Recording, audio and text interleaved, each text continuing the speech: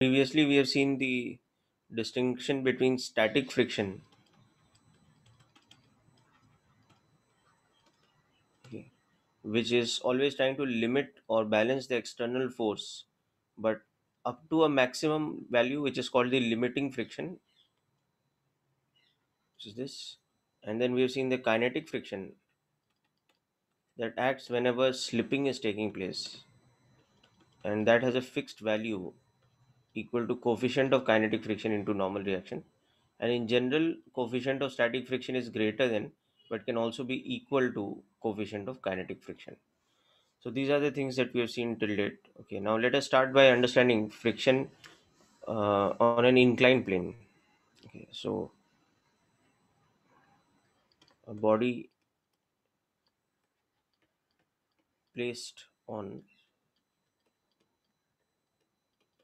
a rough inclined plane.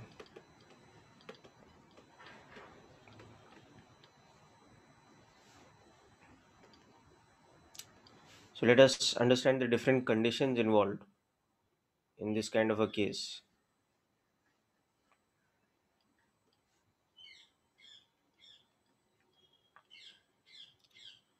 So let us say the angle of the inclined plane with respect to the horizontal is theta, and the surface of the inclined plane has these two coefficients of friction.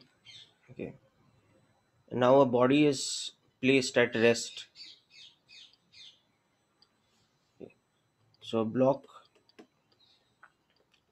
of mass m is placed at rest on the inclined plane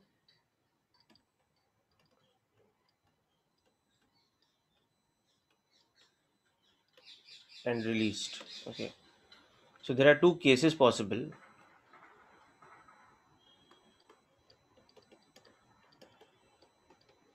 The body remains at rest,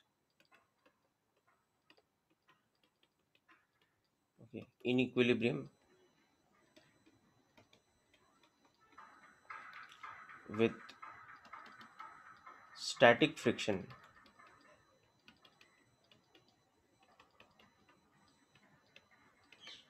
acting on it, or the second case,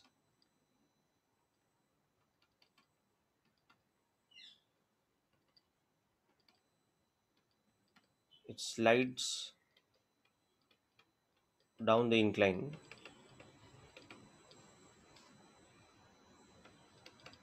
with kinetic friction acting on it.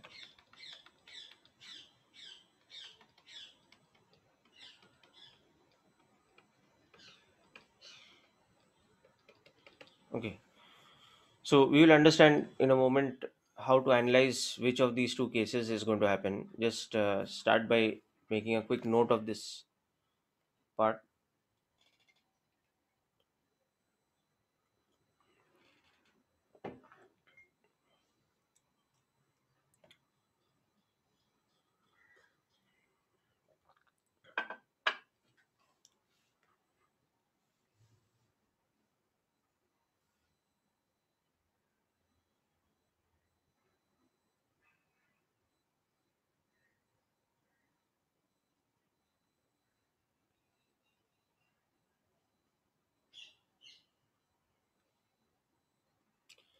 So the main thing is we have to start by analyzing which of the two cases is going to occur over here, whether it's going to be case one in static friction, or is it going to be the second case in kinetic friction. So we have to check for that the whether static friction's limiting value is sufficient to prevent slipping or not. Okay,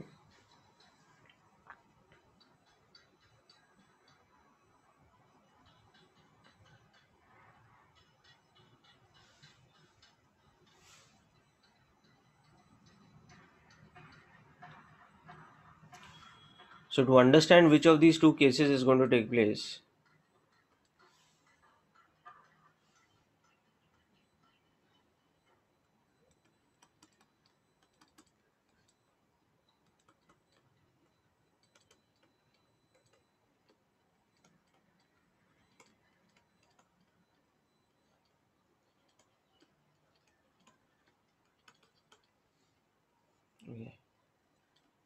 You have to check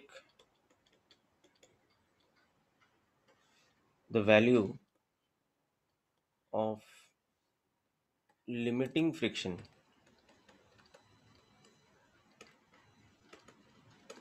that is this quantity, against the tangential force,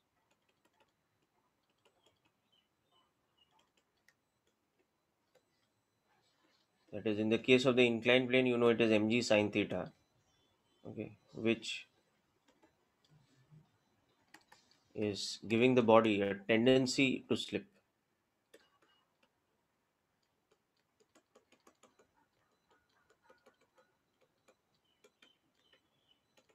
Okay. So let's look at the free body diagram. So for this sort of a body, you know that the forces, when resolved in this manner, there is mg sine theta, mg cos theta. So those are the components of weight.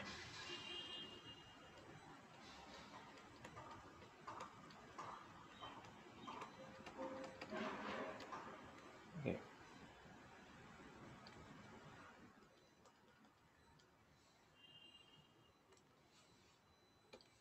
There's normal reaction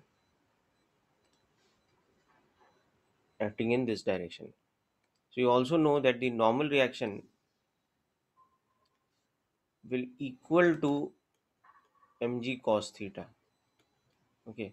So therefore, the maximum available value of static friction will be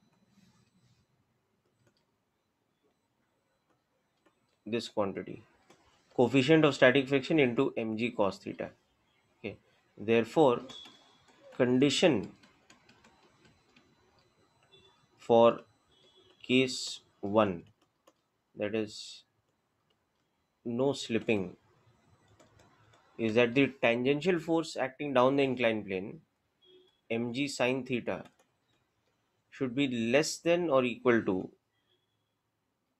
the maximum friction available. This is a required condition for case 1. Okay.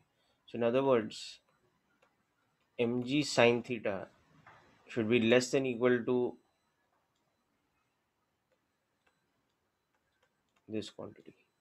Or in other words, now you can see that coefficient of friction should be greater than equal to static friction, that is tan theta.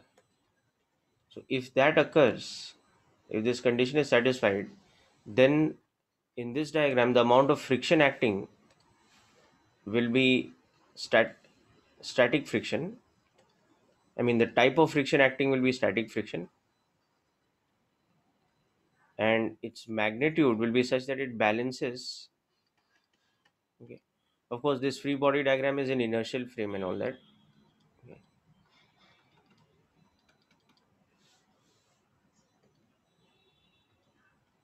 So if this condition is satisfied,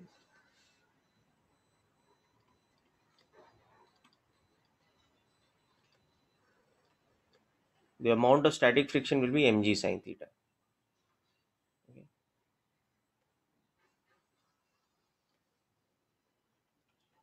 Okay. So this becomes a condition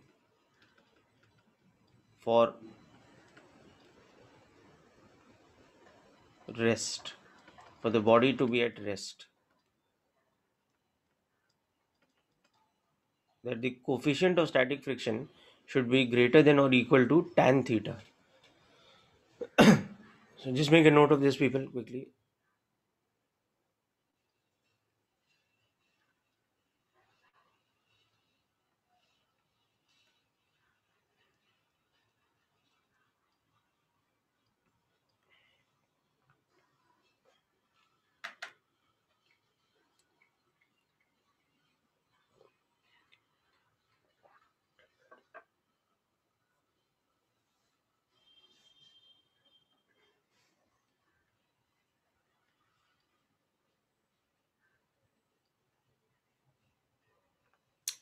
So if this conditional statement is satisfied, that is coefficient of static friction is greater than equal to tan theta, then this is what will happen: the body will be at rest, and the amount of static frictional force acting on it will be just equal to mg sine theta in magnitude, obviously opposite in direction.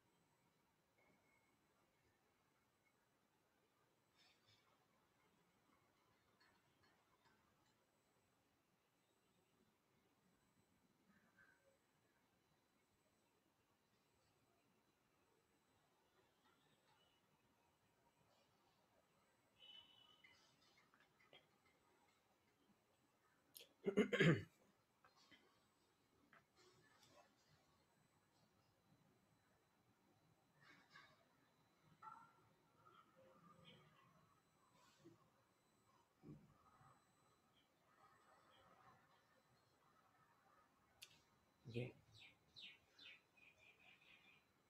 Now what is the condition for the second case to occur?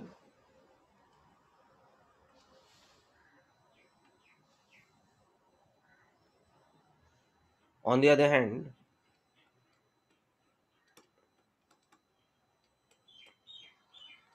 if the coefficient of static friction is less than tan theta, it will mean that mg sine theta actually exceeds the limiting friction. Okay. So this will become the condition for the second case, that is slipping. Okay. So in that case,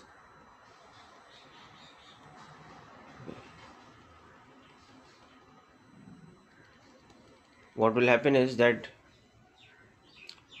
first and foremost, the body will be sliding down the inclined plane. It will have some non-zero acceleration. Okay. And therefore, the type of friction acting on it will be kinetic friction, which will be coefficient of kinetic friction multiplied by normal reaction. Whereas the other forces will obviously be the same. So we are showing mg in resolved form.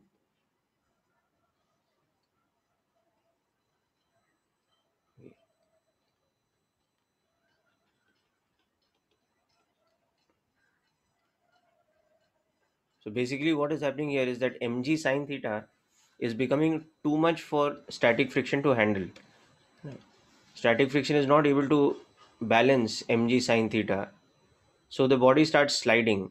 And once it starts sliding, you know that the friction acting on it is kinetic friction, which will be this value. Okay. So now you can see, to find out the acceleration of the body, you can see that the net force acting on it down the inclined plane will be mg sine theta minus kinetic friction.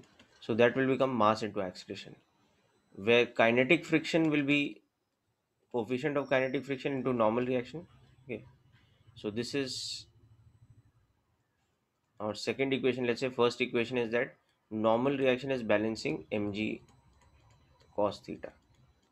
Okay. So now substitute this condition here. So that tells you that mg sine theta minus this into normal reaction. So that is how much mg cos theta, that is equal to mass into acceleration. So the acceleration is equal to, if you take g common, g into sine theta minus mu k into cos theta. This becomes the magnitude of acceleration down the inclined plane. Okay, and of course the friction acting is kinetic friction, so that becomes so much.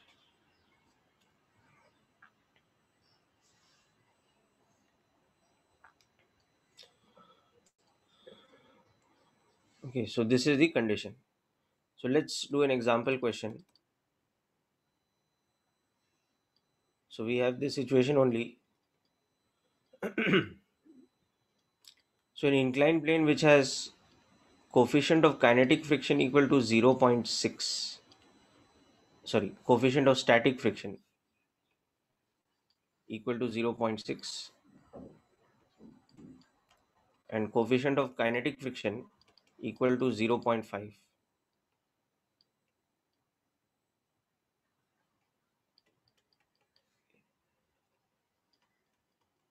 So a block of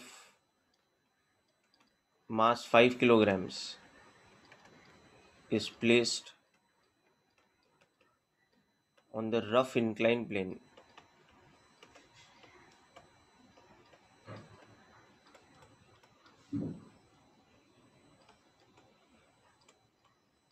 and released from rest. Okay, we have to find the acceleration, if any. It might be at rest also, and frictional force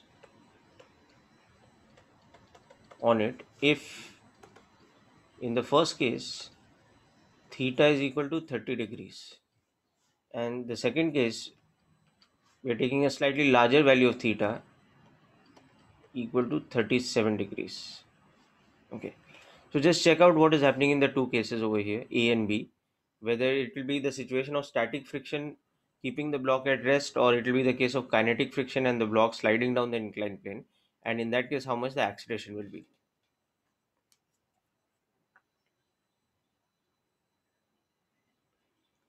Okay, so remember that coefficient of static friction being greater than equal to tan theta is the condition for no slipping.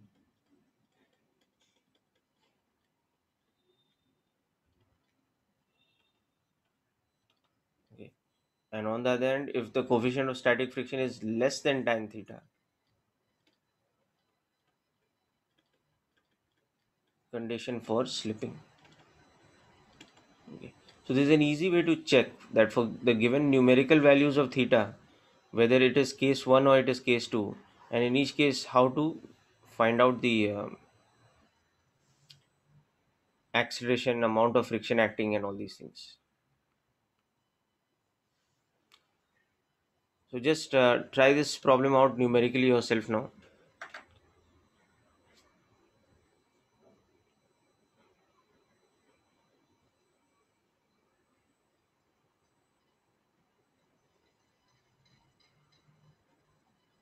Yes, very good. That's correct, Sarvesh. The first case will be actually, I mean, theta equal to 30 degrees will correspond to the case where the block remains at rest. That's correct. Take G as 10 only to give your final answers in newtons.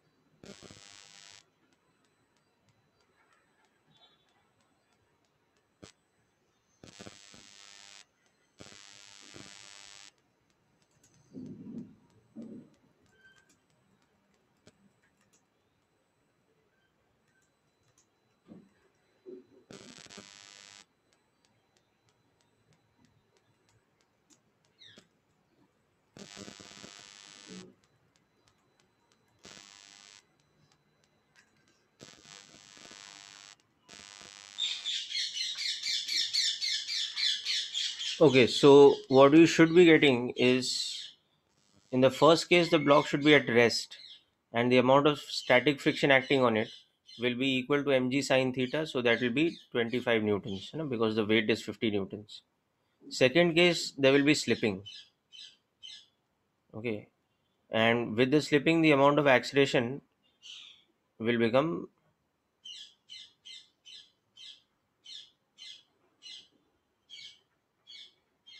okay, so we'll discuss about the amount of acceleration. So what you should be getting is this, that in this case the acceleration is 0 and the friction acting is static friction, which will be equal to 25 newtons. Okay, and the second case you should be getting acceleration non-zero, and I'll just give me a second, I'll tell you how much the acceleration is. So it will be,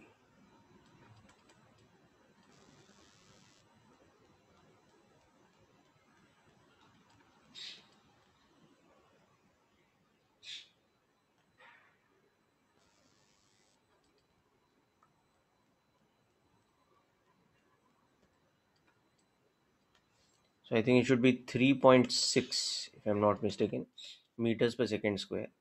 And the friction acting will be kinetic in nature. So it will be, oh sorry, not less than that, sorry.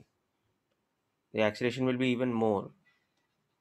It will be because kinetic friction is zero point 0.5.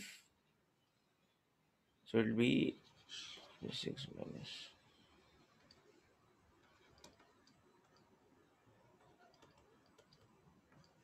So it will be 2 meters per second square.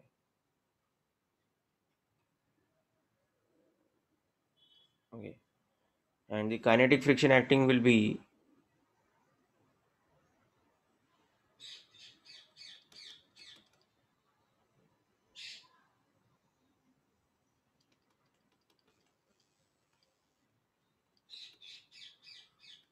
20 newtons.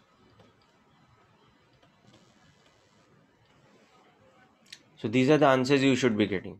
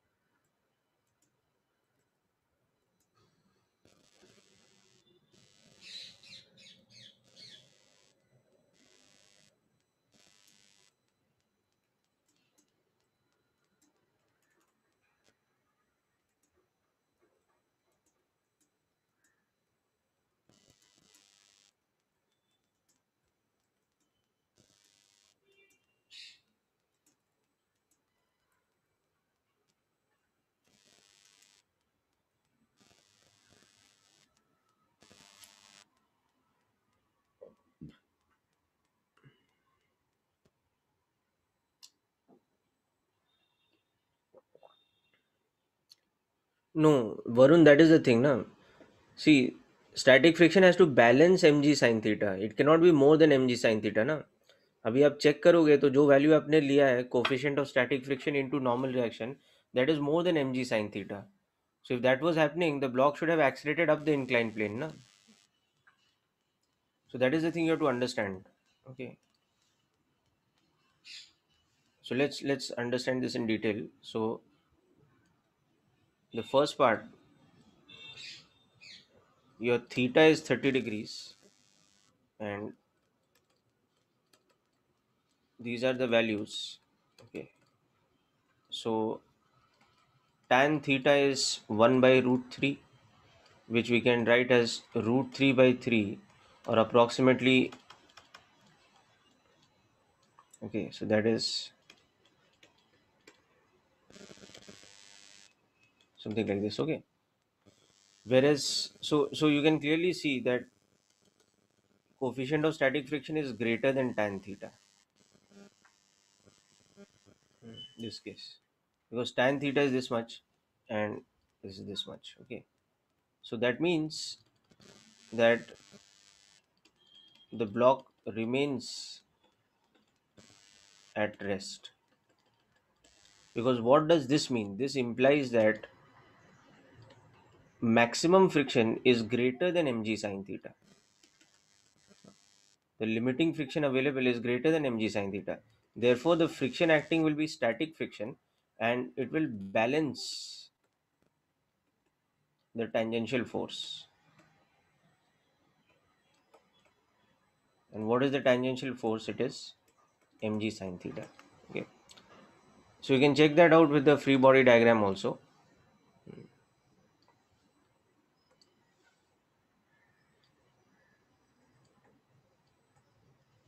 So in the free body diagram, now if you check out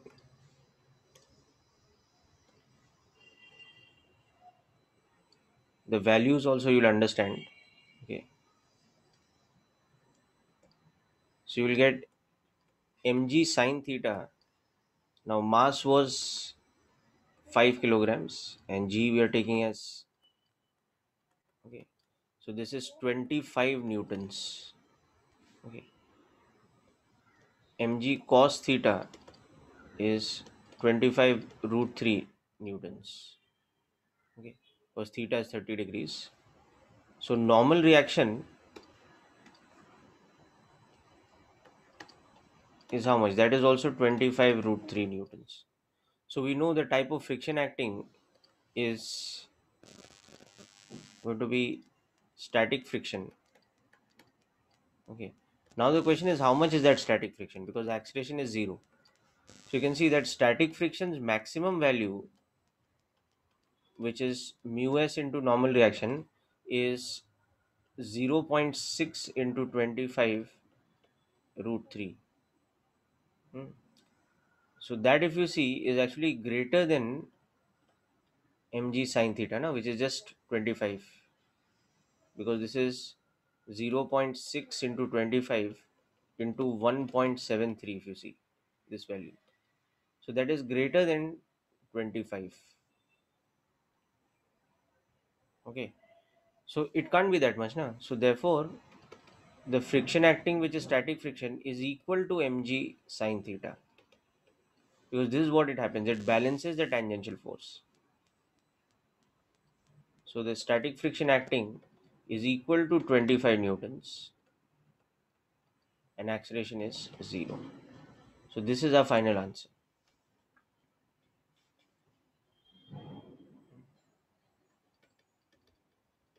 This will balance this force here.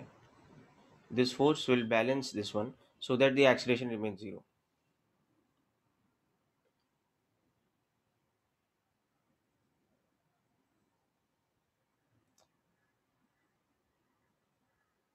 Mu into mg cos theta is the limiting friction. But we have discussed many times by now that static friction is not equal to the limiting friction. It is less than equal to. So इस case में उसका value क्या है? It is less than.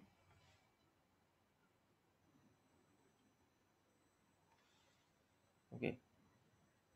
So this is the first case. Now in the second part of the problem,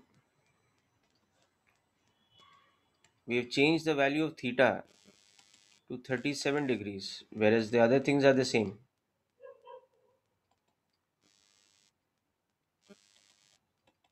So in this case, you can see that tan theta is 3 by 4 or 0.75, whereas coefficient of static friction was 0.6.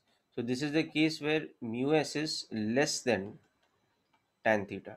So this is the condition for slipping.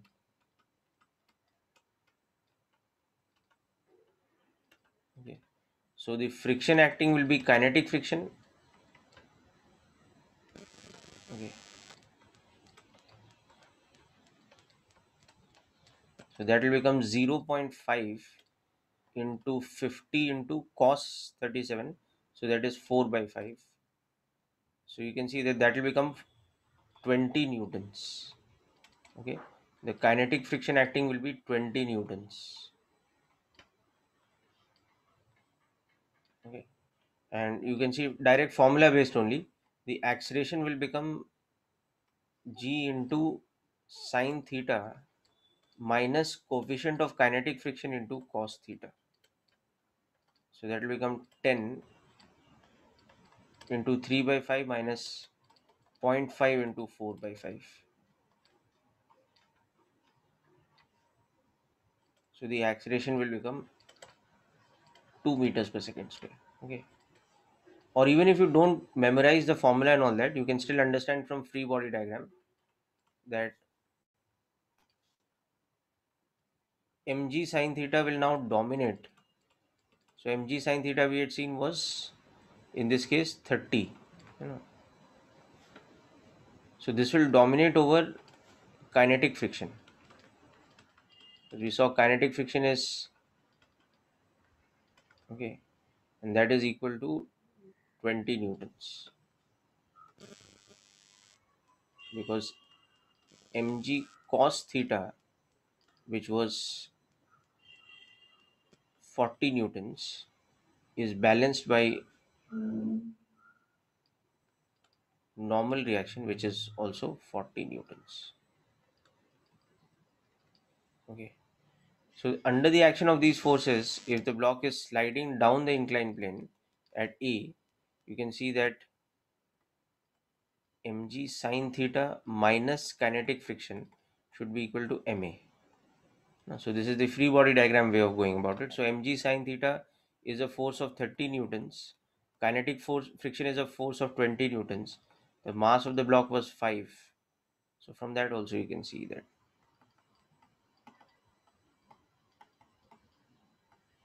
Okay.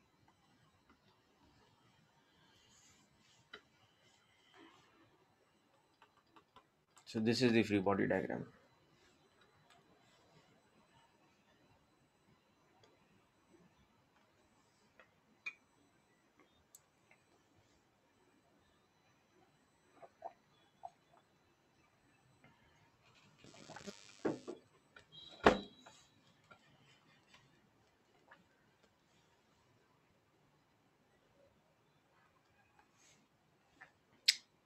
Okay, so hope this is clear, people. Now next let us look at some more examples of limiting friction.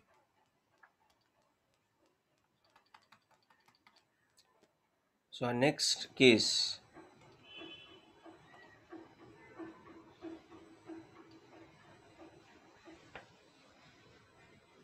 is going to be something like this. We will start involving more things in our system. So in addition to friction being part of our system, we will now take a case where there is a pulley and a thread also involved. Okay. So this time this is a rough inclined plane or plane which has coefficient of static friction equal to, let us again say, 0.6, and coefficient of kinetic friction as 0.5. Okay. Now on this we have placed a block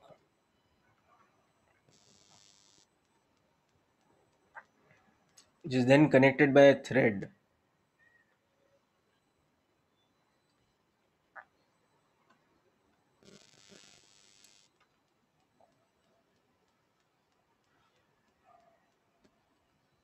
Yeah, which is then connected by a thread which is going around a pulley.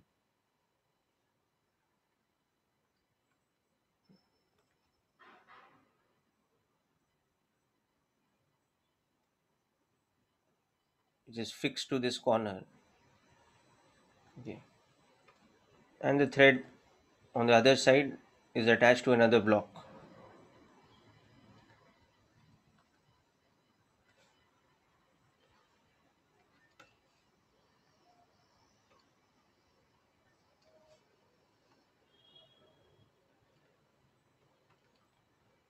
So let us say this is block B. Okay. And G in our system is 10 meters per second square. Now here given that the mass of block B is equal to 10 kilograms, or wait, not 10 kilograms, we'll make it 12 kilograms. Okay. So first part, find what should be the minimum possible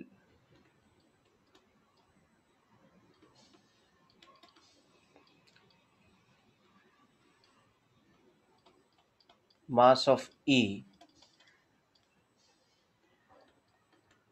so that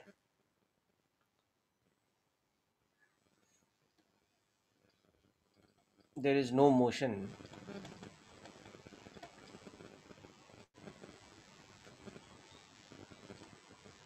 when the system is released with the thread taut. Okay. Or in other words, basically, A and B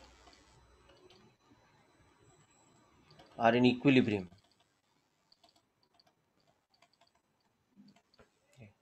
Second case, If on the other hand mass of A is not what it is in the first part, but it is given to us as, suppose mass of A is equal to 8 kilograms. Okay, then find the acceleration. Okay, so let's figure out what is happening here.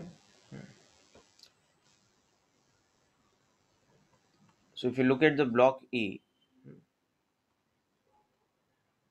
and simultaneously we look at the block B's free body diagram, so you can see that the weight of this block, okay, is given to us, this is 120 newtons. Okay, so that creates tension. Okay,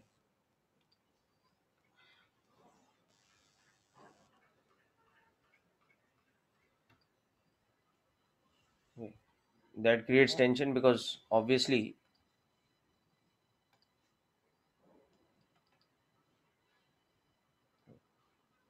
this is how the tension will be. So that creates a horizontal tension on A, whereas the weight of block A, whatever it is, that creates normal reaction.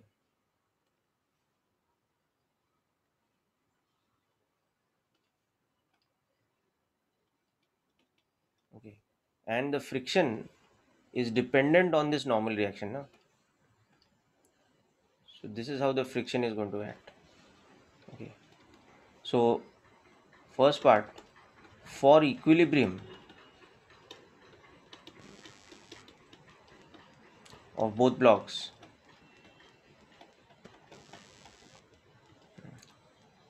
first of all for B, for equilibrium tension should balance the weight.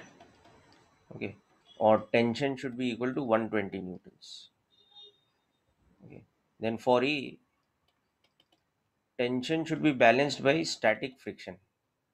Okay, so that means the amount of static friction should be equal to 120 newtons. Okay, now we know that the normal reaction is equal to the weight of this thing, which we don't know. Okay, and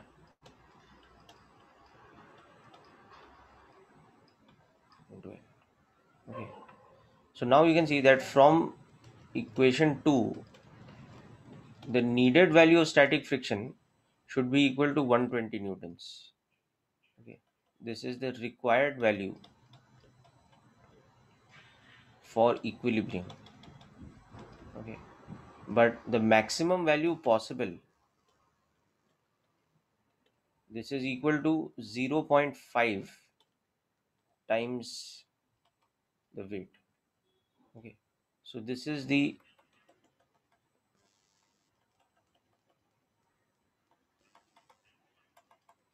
limiting value. So now what should happen for equilibrium?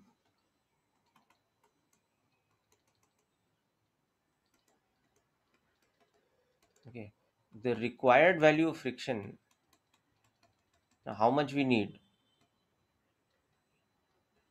should be less than or equal to, okay, the limiting friction.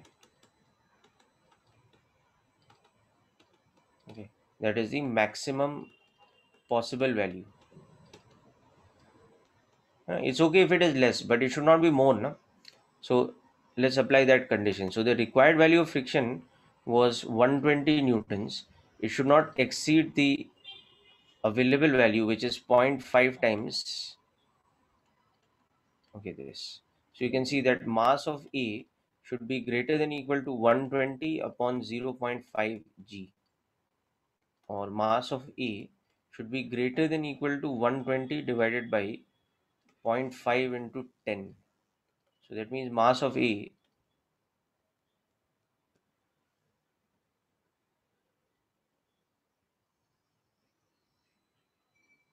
oh sorry, I have taken the wrong value. So let's just change the coefficient of friction for a moment. Okay. Oh, no, here mu k is fine. Sorry. Mu k is fine, but mu s is 0.6. So I've taken it wrong in the equation. Okay, so this value is wrong. This value is 0.6. So we'll change this.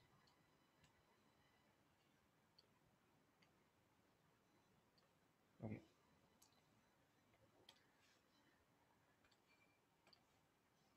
so this is 0.6 because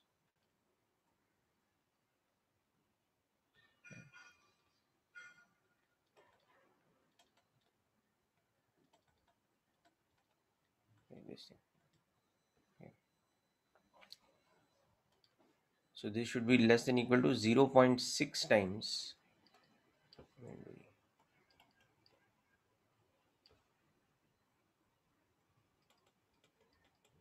Okay. So denominator will become 6, so 20. So this is the condition.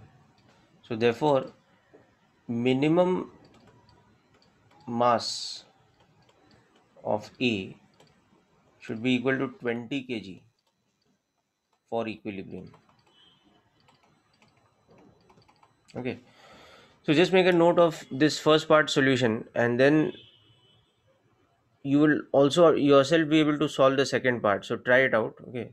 As you can see in the second part, I've taken the mass of A much less. I've taken it as only 8 kgs. So it will be a case where slipping is occurring. Okay. So write down the second part of the question and then the solution of the first part.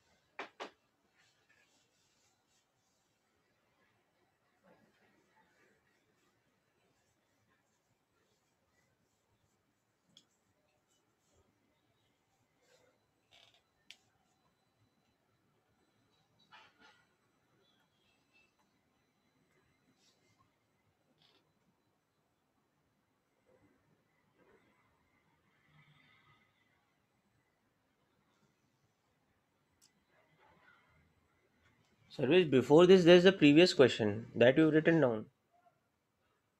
ये वाला question तो आपने लिखा है ना, acceleration and all this.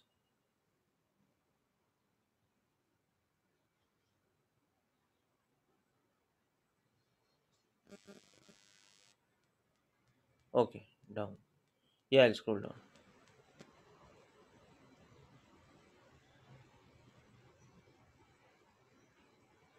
Okay, so understand the solution of the first part and also work out the second part yourselves. Second part may, instead of mass being greater than equal to 20, the mass of A is only 8 kgs. So you can understand in that case there will definitely be slipping. So how much will the acceleration be?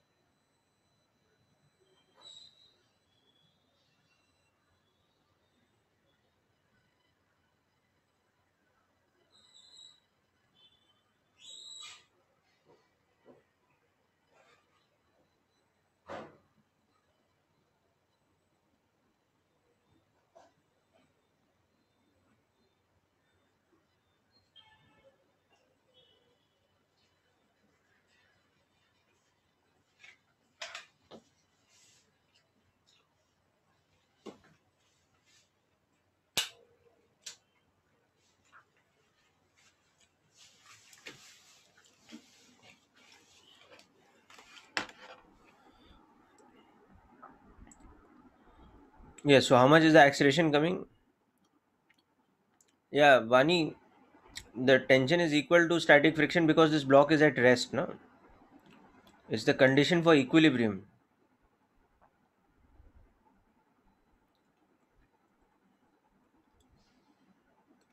You understand, no? In this case, this block is at equilibrium. So forces have to balance, no? So vertically, normal reaction is balancing weight, and horizontally, tension is balanced by static friction. Okay, I'll just tell you the acceleration in the second case.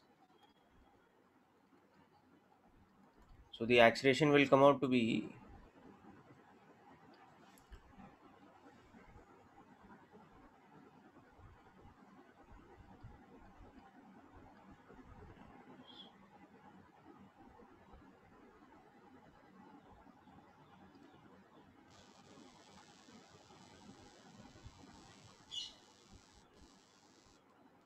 yeah, 4 meters per second square. This will be the amount of acceleration. Okay. Now let's understand why.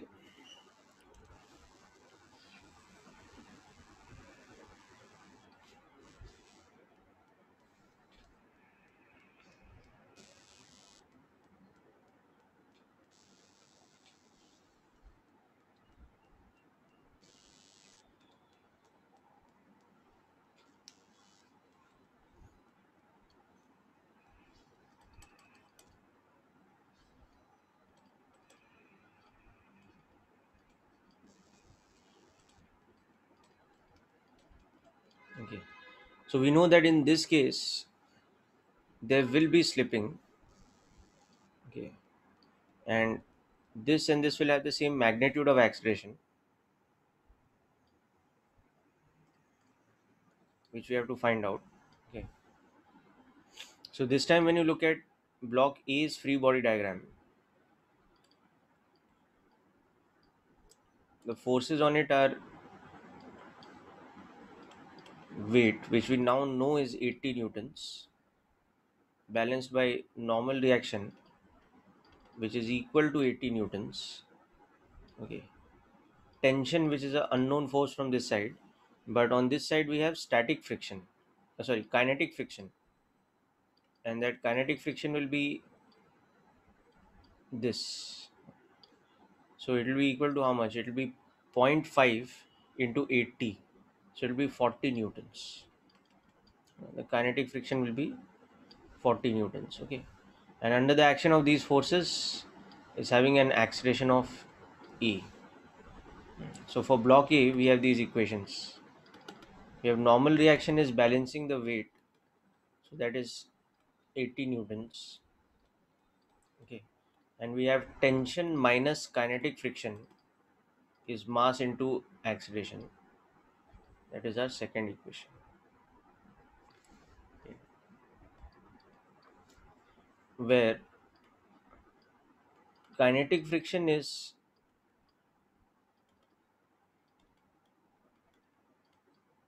40 newtons. Okay. Now for block B,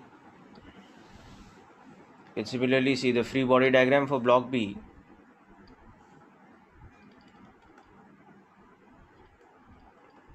is much simpler. Its weight, which is 120 newtons, is dominating over tension, giving it a downward acceleration of E. So for the block B, we have the equation.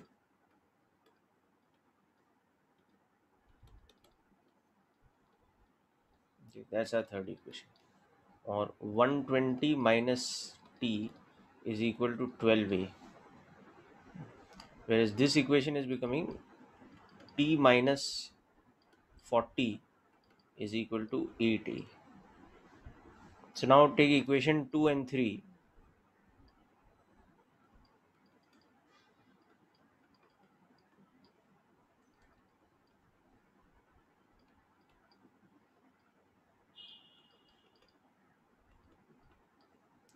and add them.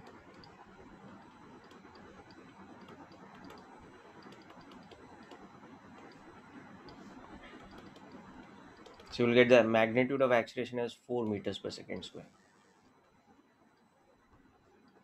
So this is our answer.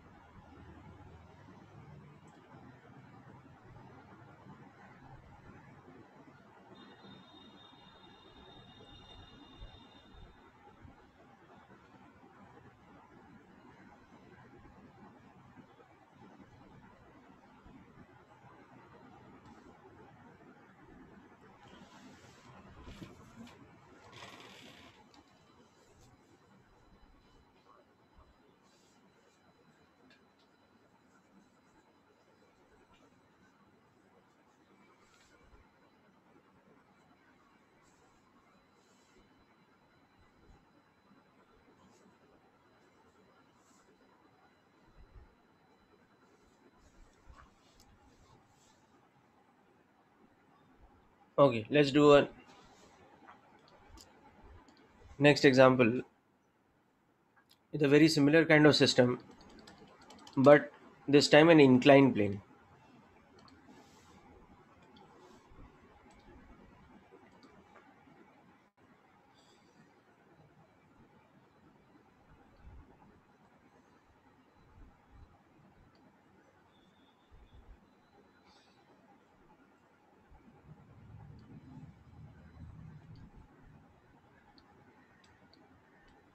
Okay, so this is a fixed inclined plane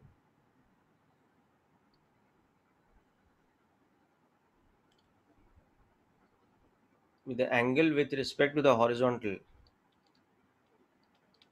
being 37 degrees. Okay, now this time only one coefficient of friction is given, which means that we will have to assume that static friction and kinetic friction have the same value. The coefficient of static friction and kinetic friction have the same value. That is the assumption. Okay.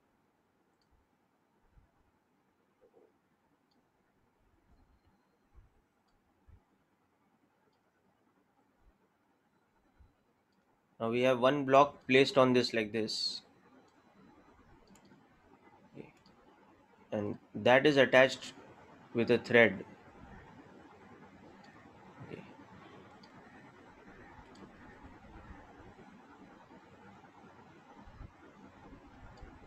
which is going around a pulley.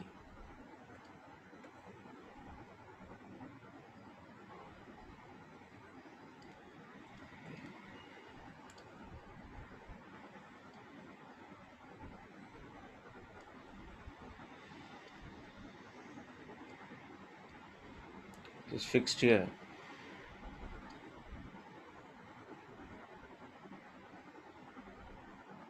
Okay. Now with the second block attached like this.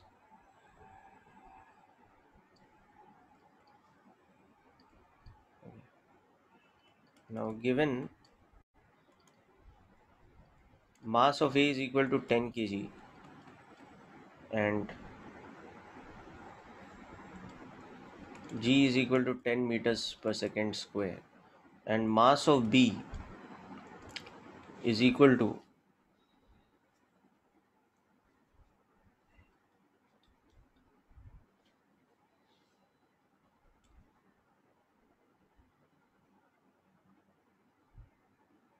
is it 20 kg. Okay, so find the acceleration and the tension in the string. These two things you have to find out. Just try this question out, people.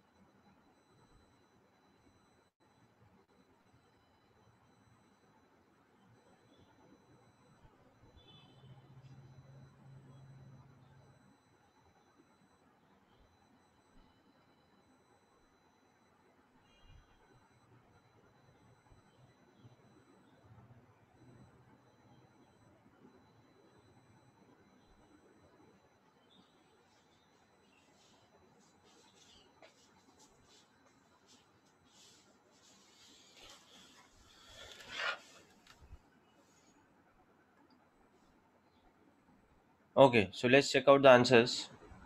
All of you are getting different answers. So let me. So tension acting like this. Obviously, the second B block's weight is dominating. So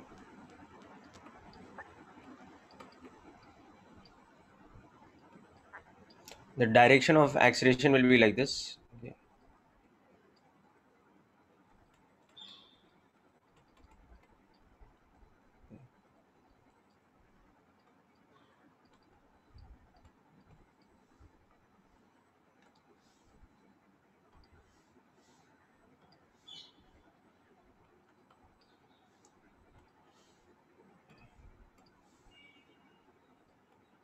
So normal reaction, and there will be kinetic friction acting here. So kinetic friction in this case we'll just take as mu n, because there's a common value of mu. Okay. So now let us look at the equation. So for the block B, a very simple equation.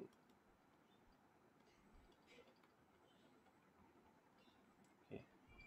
So this equation is weight is 200 newtons minus T is equal to 20A.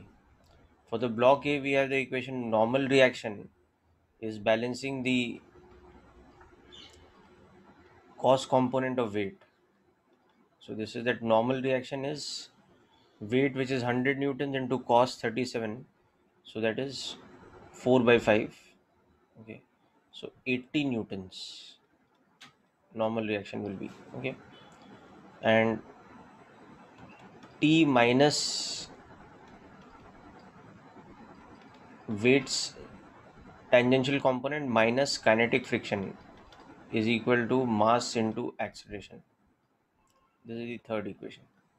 So when we work out this equation, it becomes T minus, this will be 60 newtons minus mu into N is equal to mass, which is 10 into A, or T minus 60 minus, now mu is how much? 0.2. So 0.2 into 80 is 16 is equal to 10A. So this equation becomes this. So now we will look at these two equations. Okay. Equation 3. You can add them and that will give us the solution.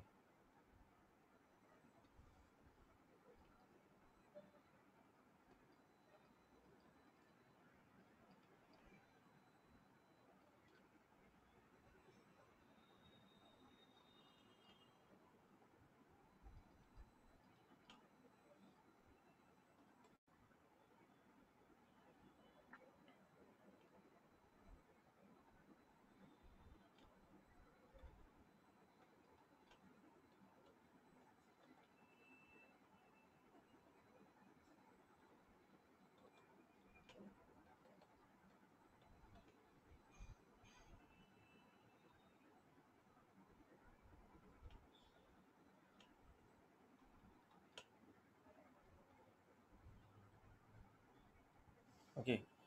So you can check my calculation, but this is the value that I am getting. And tension will become, from equation 1, you can see.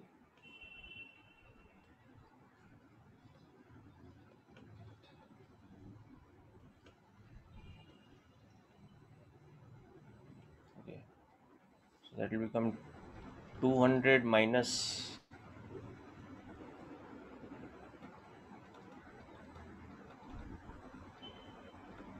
20.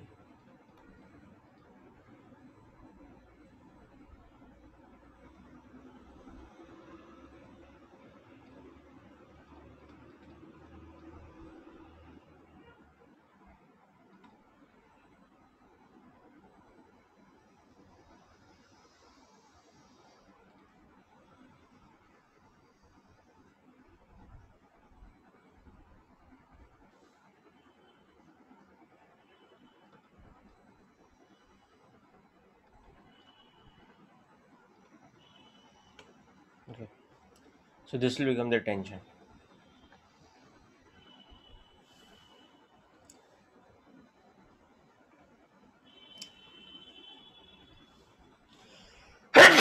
Yeah. So hope this is clear.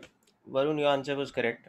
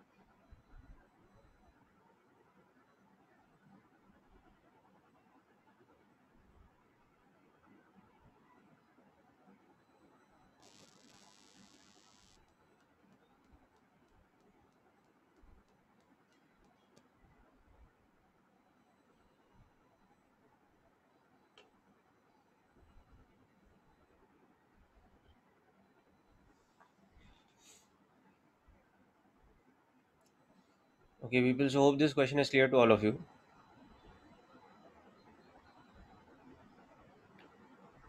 Yeah, we will discuss the doubts of major test 4 in during a doubt session, Varun. Okay.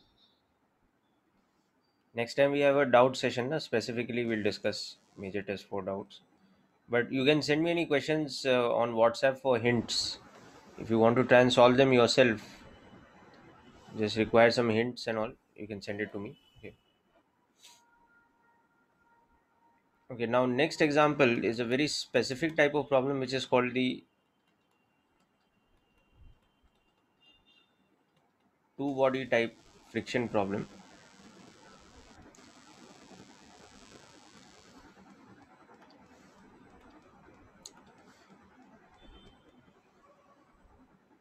So now this is pretty important. We develop a method for solving this type of question.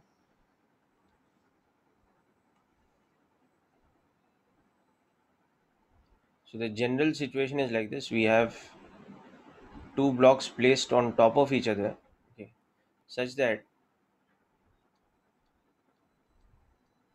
the horizontal floor on which they are lying, that is a frictionless surface. Okay. This is a smooth surface. But between these two, there is some coefficient of friction. Okay. And this block is M1, this block is M2. So given M1 is equal to 5 kilograms, M2 is equal to, let's say, 20 kilograms. The coefficient of friction between them, which is a common value here, is 0. 0.4. Okay. Now in the first case, system is initially at rest.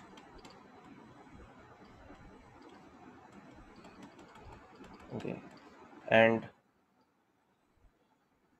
from t equal to 0, a constant horizontal force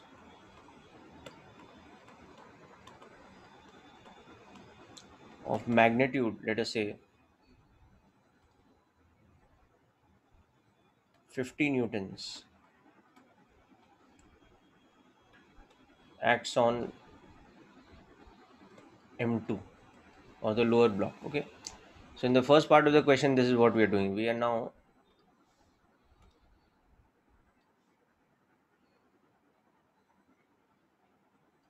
applying a force F like this on the lower block. Okay. So find the accelerations. Okay.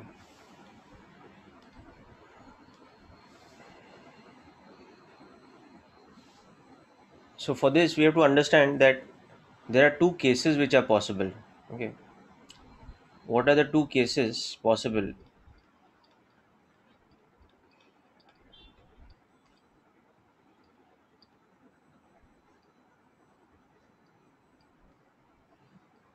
One is that on application of this force F, this system moves with a common acceleration of E, that there is no slipping between M1 and M2. Okay. And for that to happen, the individual free body diagrams will have to be like this. On M1, static friction acts forward, creating an acceleration E.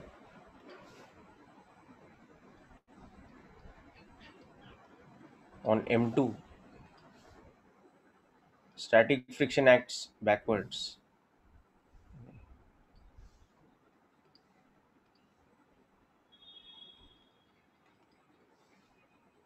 giving this also the same acceleration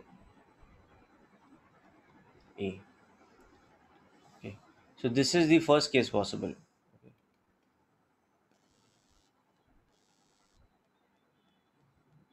They have common acceleration.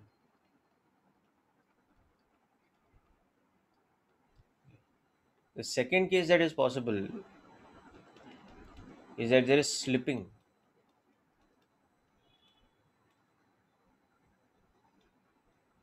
between the blocks. Okay.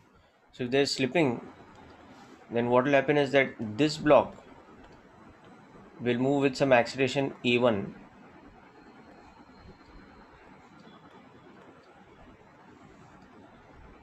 This block will move with some acceleration A2, and A2 will be greater than A1, because remember we are pushing the lower block.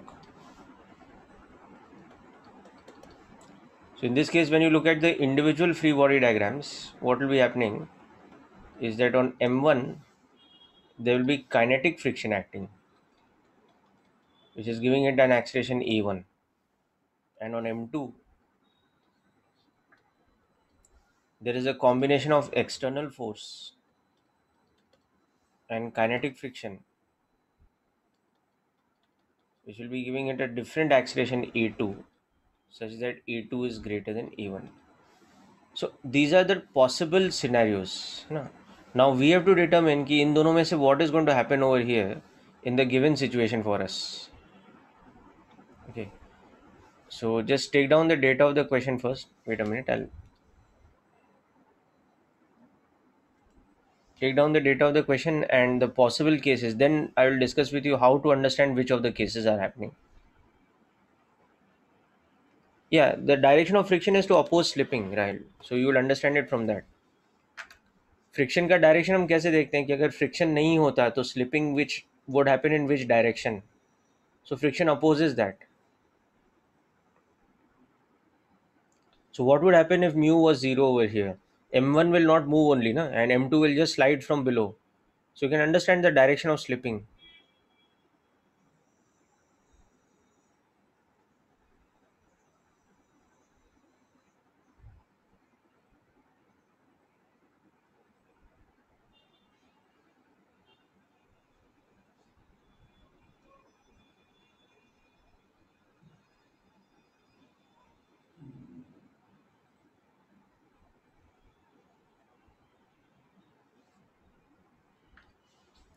Okay. So in both cases, friction is acting. This case, static friction acts to oppose slipping. Okay. So M2 के respect में M1 would have a tendency of slipping back. So friction acts forward. M1 के respect में M2 would have a tendency of slipping forwards. So friction will act backwards.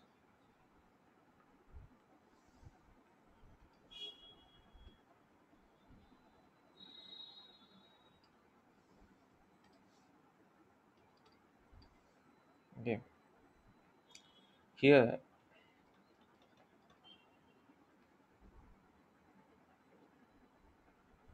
again, kinetic friction acts to oppose slipping. Okay. So here actually it opposes the tendency to slip. There isn't slipping occurring ना, दोनों साथ में move कर रहे हैं.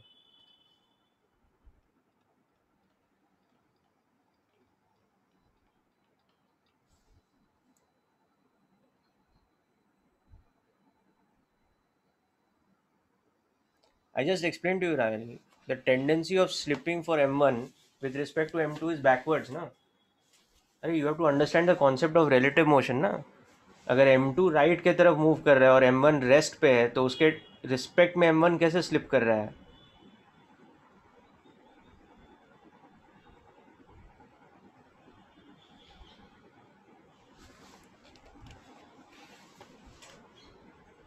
Suppose you had a condition of no friction and you applied a force here, and what would happen? This block would be accelerating, this block would be at rest. So इसके respect में M2 के respect में M1 कैसे slip कर रहा होता है पीछे की तरफ ना. What is so difficult to understand in that? Huh?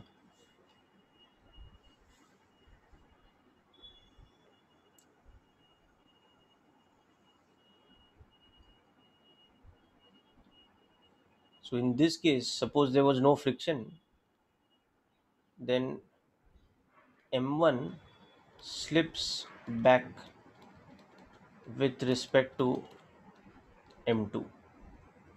M2 slips forward with respect to M1. So that is why the friction on M2 is backwards.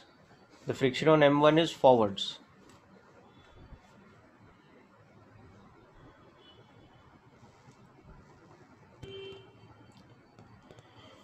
Okay, so now let us understand how we will get the relationship. I mean, how we will conclude whether it is no slipping or slipping. Okay, so this is where you have to understand very carefully.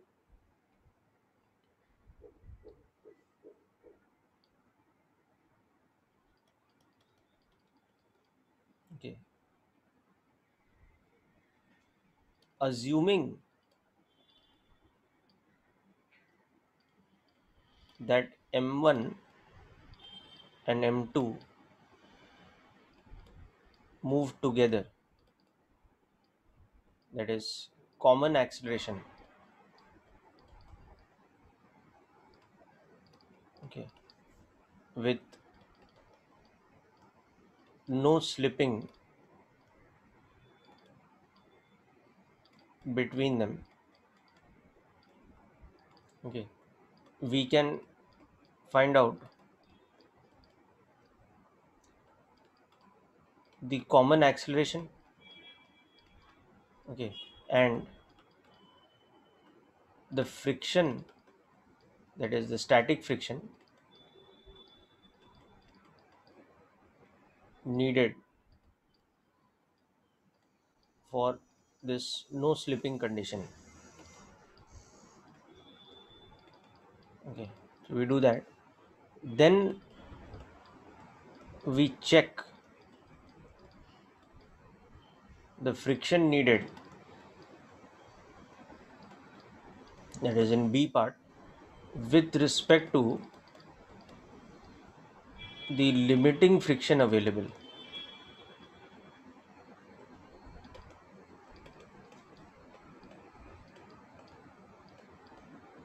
Okay, to understand if the assumption is valid. Okay, that is the thing. So just note down this point here, then we'll discuss more about it. Okay, so this is how we proceed. Always in a two block problem, this is how we proceed. That we start by assuming that there is no slipping, assuming that they move together or that there is no slipping. We find out how much friction. Okay, and then we check this value of friction against the maximum value of friction available. So if the amount of friction required is within the maximum limit, that means our assumption is correct. But if the amount of friction required is more than our maximum limit, then our assumption becomes wrong. So then we know that there is going to be slipping.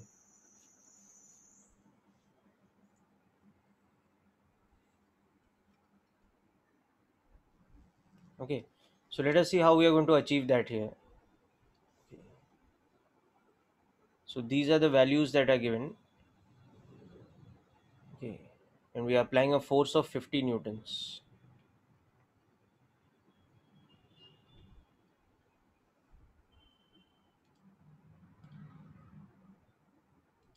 Okay, the force is 50 newtons.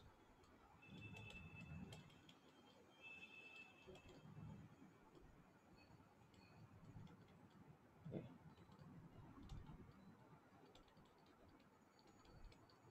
Okay. So assuming no slipping between the blocks,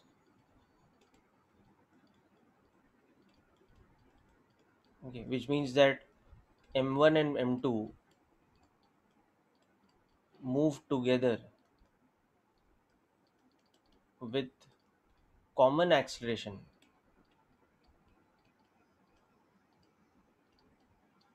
A, let us say. So first of all, what we'll do is we'll make a combined free body diagram.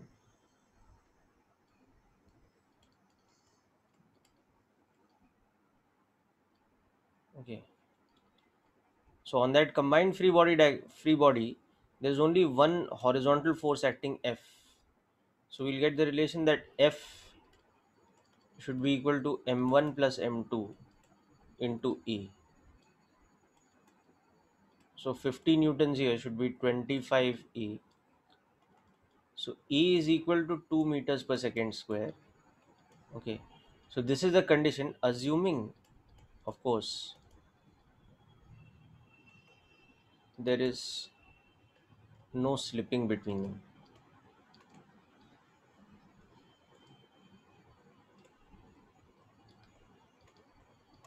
Okay. Now the next thing we have to do is we have to check whether our assumption is correct. So this is what we've got. Okay. Now next thing we have to check how much friction is required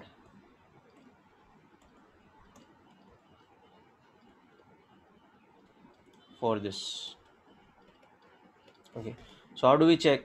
Make the FBD of M1. Okay. Or you can make the FBD of M2 also, just on its own. Okay. This is of course the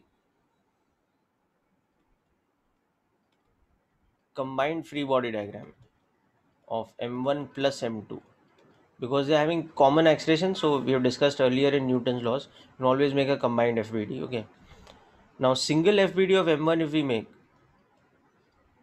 what is happening? On that there is only static friction acting from below, and that should give it an acceleration A. Okay. Or on the other hand, if we make the single FBD of M2, on that there is this external force from here, and there is static friction. Okay. So this one would give us the equation that static friction is M1A. So here the static friction would be 5 kg into 2 meters per second square, or 10 newtons. And we can just check, this will also give us the same, that F minus static friction is equal to M2A. So 50 minus static friction is 20 into 2. So this would also give us the same, that static friction is 10 newtons. Okay. So now we can understand that the amount of friction needed is 10 newtons. Okay. So therefore, to prevent slipping,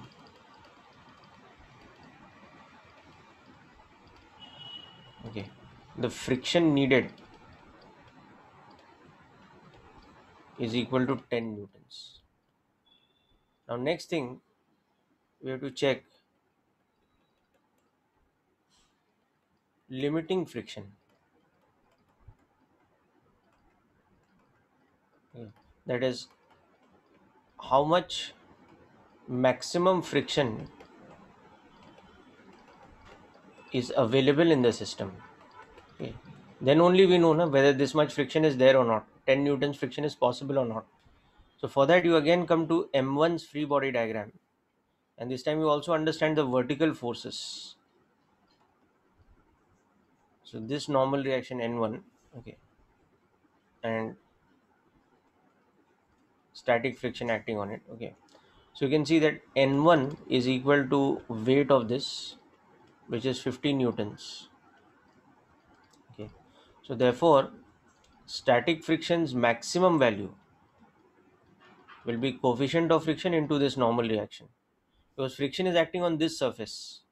तो ये surface पे normal reaction कितना है, N1 है ना, so that is 0.4 into 50, so that is 20 newtons. Okay, so mu n is 20 newtons.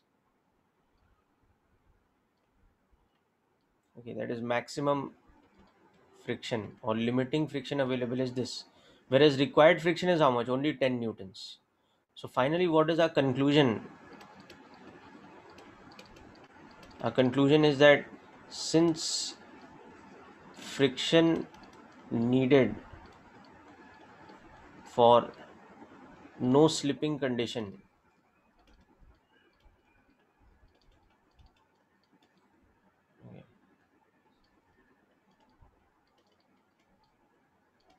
is less than maximum friction, okay, therefore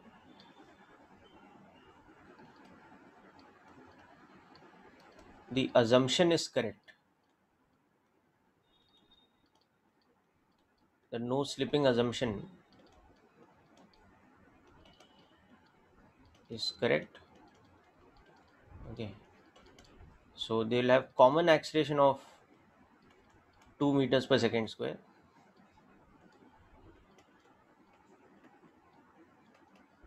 Okay, and the static friction acting will be only 10 newtons.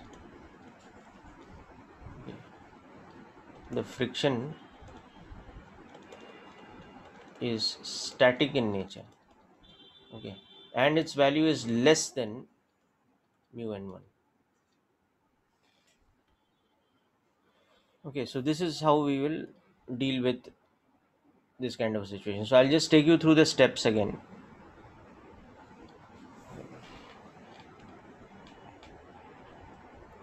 So right now it will seem to you that it's a very lengthy problem, but with a bit of practice we will get used to doing these steps pretty fast, and you will see that it can be done within a couple of minutes, this question.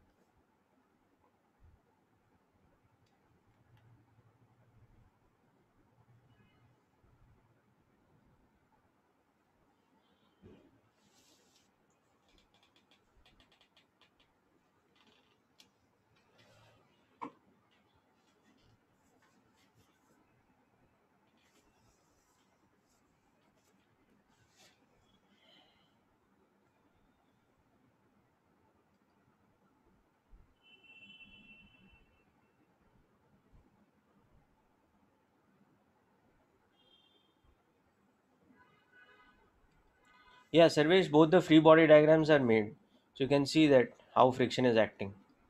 And there is no argument about that. You have understood. I've explained to you earlier also what is the direction of friction.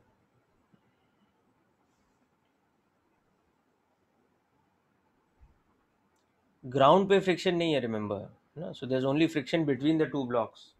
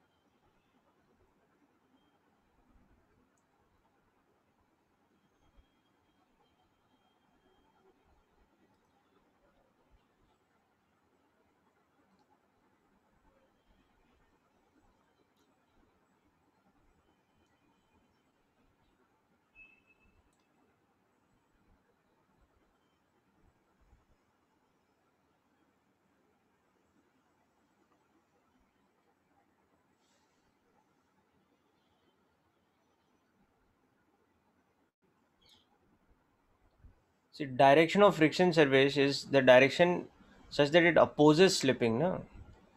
So अगर friction नहीं होता यहाँ पे, है ना, suppose यहाँ पे friction नहीं होता, then what would happen?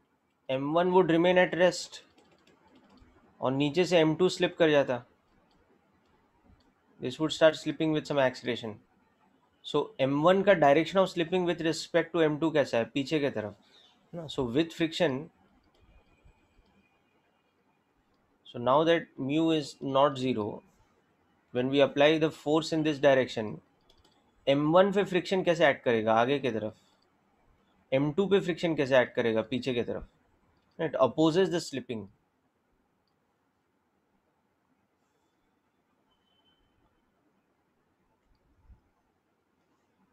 Is it clear now? Okay. And how it manages to oppose the slipping, you can see numerically also in this problem. No?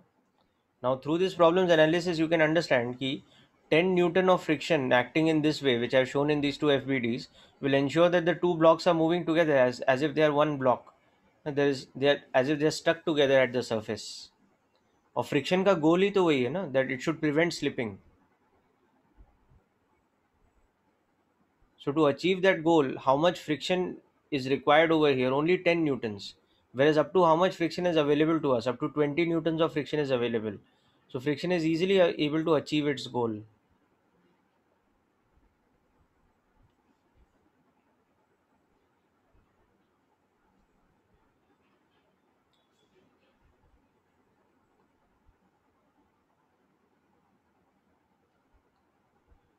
Okay.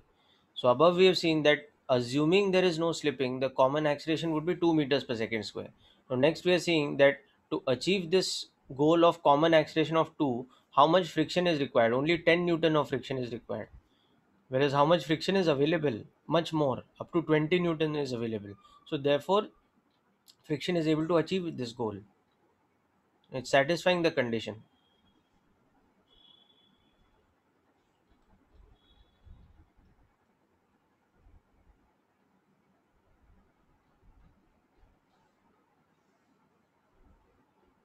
Okay, is this clear now, Sarvesh?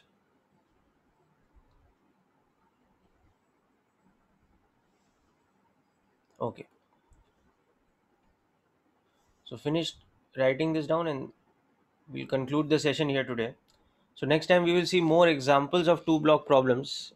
I mean, more types of cases where there will be slipping, and then we might be applying some force on the upper block instead of applying the force on the lower block. So there will be more types of varieties of that problem. But everywhere the way of solving will be more or less the same. We'll start by assuming that there is no slipping, check that condition that for no slipping how much friction is required, and if that much friction is available then the assumption is correct. If that much friction is not available, जैसे यहीं पे अगर suppose coefficient of friction was 0.1 instead of 0.4, then the available friction would have been only 5 newtons, so then this condition would not have been correct. Now, so we would have to assume then that instead of no slipping the condition is actually of slipping, and then recalculate the accelerations a1 a2. Okay, so that is how we deal with these type of questions.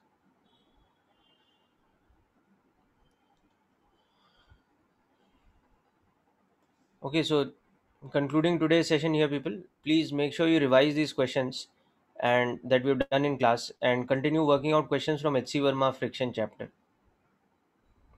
Next lecture, we will also discuss some of the questions from HC Verma friction.